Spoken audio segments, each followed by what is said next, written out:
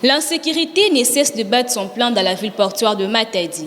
Un jeune homme a été attaqué par les inciviques, autrement appelés Koulouna, à la descente de la montagne Cabral dans la nuit du dimanche 26 au lundi 27 février 2023. La victime a reçu le coup de machette sur la tête, au cou et à la main. Vu son état, la victime a été secourue et transférée à l'hôpital général de Kiamvu grâce à la population.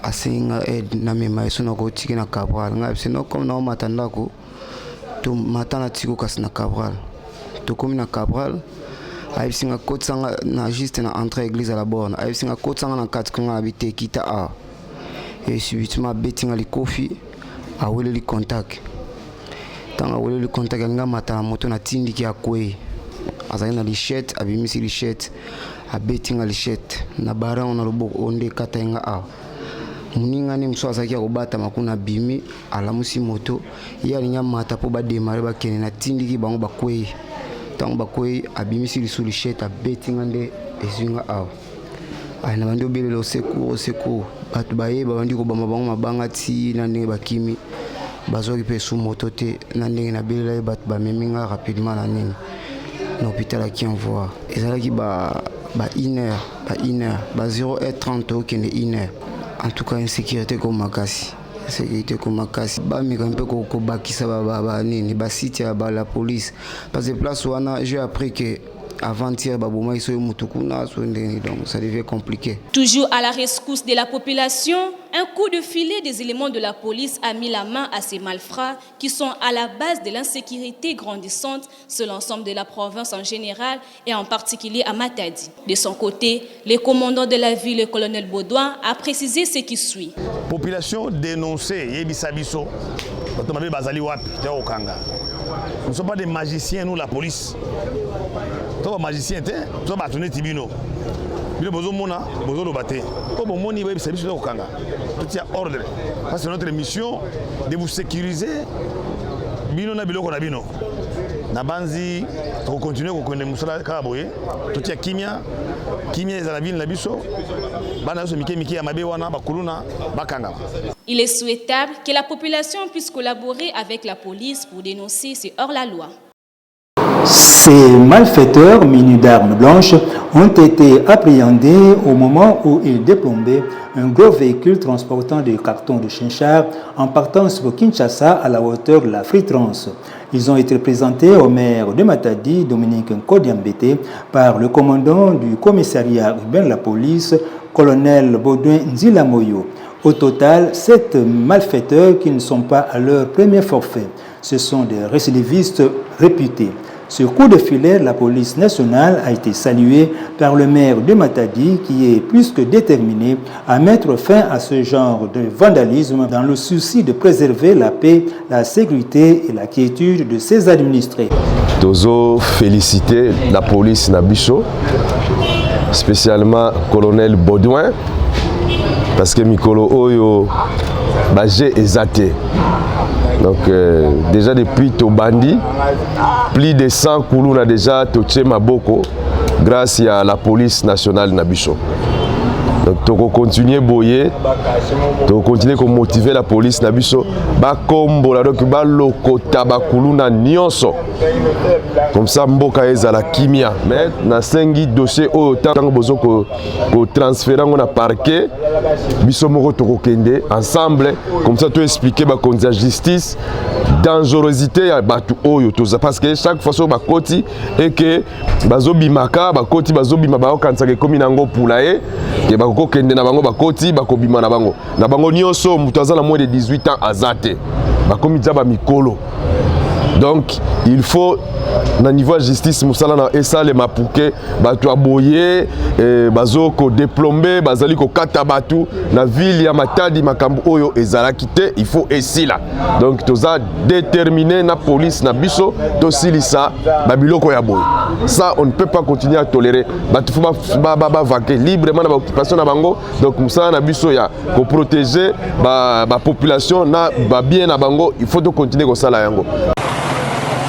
Dans les soucis de rechercher le bien-être de sa population, que le maire de Matadi, Dominico Diambété, accompagné du commandant de la police ville de Matadi, a sillonné dans quelques arrêts des mototaxis faisant les transports urbains en commun le samedi 25 février dans l'intention de résoudre tant soit peu les problèmes des embouteillages occasionnés par ces autos roulants. Sur la route Kinkanda, le premier citoyen de la ville a interpellé tous les vendeurs et vendeuses de broncades, communément appelés bilocost, qui étalent leurs articles sur les caniveaux, privant même les passages des piétons à laisser les trottoirs libres afin que les usagers circulent librement et en toute sécurité, afin de prévenir les embouteillages et les accidents. En Voadou, le maire de Matadi a invité ses vendeuses qui étalent leurs marchandises tout au long de la nationale numéro 1 de se retirer sur la voie publique afin d'épargner leur vie au pire et laisser la voie libre pour la circulation des passants. Il convient de signaler tout de même que le maire de Matadi procédera à la démolition des constructions anarchiques sur la voie publique dans les jours à venir. Accueilli chaleureusement par les habitants de l'avenue Ndembakani, dans la commune de Matadi, le maire de Matadi, Dominico Diambété. La présence de l'autorité urbaine dans cette partie de la ville est justifiée par la visite d'itinérance de la route qui relie les ronds-points et les dépinés les copains, en passant par Météo, Ndembakani et Régime Voadou, qui est dans un état de délabrement très avancé, à telle enseigne que les autos roulants ne circulent plus normalement sur ces tronçons routiers en joignant ses débuts.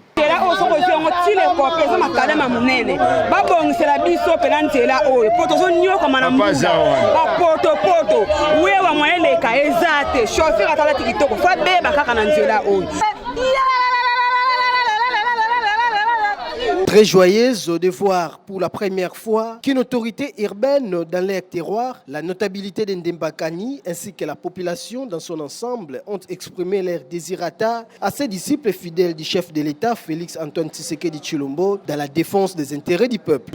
Tout la poste papa aussi la biso bongisa biso nzela oyo na terrain tant école bana nde baotanga lesité loble mbula makaso o mona pe miro ni ko kwela bana kati e ko sala bien te ya on to sengo papa en tout cas na bolingo nzambe o ko biso mwa likanisi wana. À leur tour, la jeunesse de l'avenue Ndembakani a remercié le maire de Matadi et toutes a décidé d'accompagner la vision du président de la République Félix Antoine Tshisekedi et du maire de Matadi Dominico Diambété en adhérant à l'IDPS.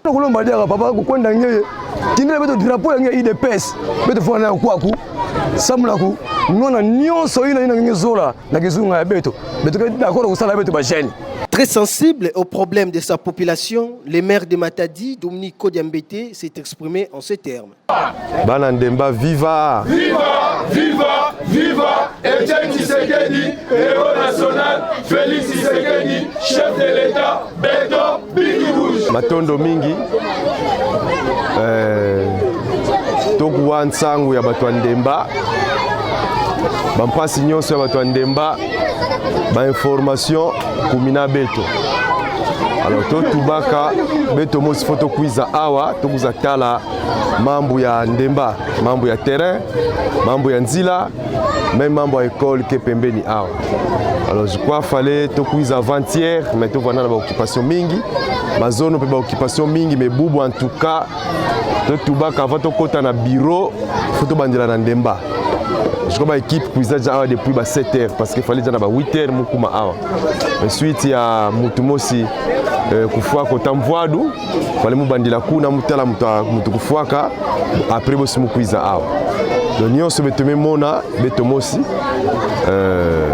yina betoke sala betoke pia promesse v mais betoke mona. Na niveau ba mfumu na meluta beto betoke pia pe rapport comme ça en collaboration na beto mairie na gouvernement provincial qui est dirigé na docteur Guibandu Ndungidi betoke sala effort to bongisa mambo ya quartier Ndemba tomeko mambo ya nzila éclairage public pesa muna sécurité vanda bien de capitaliser nyonso na niveau beto betoke sala na niveau ba mfumu pe foseme tuba trepia rapport comme ça Ndemba kwenda na ntola parce que nzila ya ke nzila mosi ya mfunu mingi ya ke maruta secours manda awati Voadou les copains et puis to les progresser ti côté Afritrans donc ya ke nzila mosi ya ke très important te baka bonne note to melomba beno vanda calme awa ba jeune terrain bitoke bongisa samu na entraînement banini kuluna tozo laver ki kuluna ya oveke nata beto na toile beto mo na niveau ba quartier bana ngoya ba kuluna ce sont bana ba ya fait qu'on ya ba 12 ans 13 ans alors bambuta neti beto bana 12 ans 13 ans le tungisa beto ve ba mama na ba inzo to benda bana ba makutu ba papa bana babika kikuluna na kubongisa mbanza matadi yana kulomba kikuluna ve tozo na mbanza beto ya matadi ya kwenda na toile donc ba jeune na quartier beno vanda vigilant mutu mo se kuza tungisa awa kikuluna ya kendemba ndembama do awa ndemba fo ya vanda ya kulembama kana ndemba ke ya kulembama ve c'est que Matadi qui voit calme. Profitant de sa présence dans ce coin de la ville, le numéro 1 de la ville de Matadi a visité l'Institut Mvoadou, une école publique de l'État congolais qui forme plusieurs élites mais qui nécessite une réhabilitation intérieure. L'autorité urbaine a sillonné dans quelques salles de classe et a été accueillie frénétiquement par les élèves et corps enseignants. Dans le même environnement, très fâché, la population venue s'enrôler a intercepté l'itinérance du maire de Matadi, Dominique Odiambete, pour dénoncer les monnayages pour obtenir sa nouvelle carte d'électeur dans ce centre d'inscription des électeurs érigé dans l'ancêtre de cette école. Banato komi awa, tozo mona ka muvane ngezoleka. Ba o so muta pesi mbongo akoti. Soki a pesi mbongo te ovandi kaka. Orke oya liboso le kaka bana sala ka mulongo.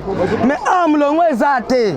Tozo mona ka ba jambongo boy bazo tamla ba ye pana biso ke pesa mbongo boyo kota. Le maire de Matadi a saisi les chefs de ces centres d'inscription afin que l'ordre revienne selon les lois de la CENI. Faites bien les boulots, un peu de dialogue avec les requérants.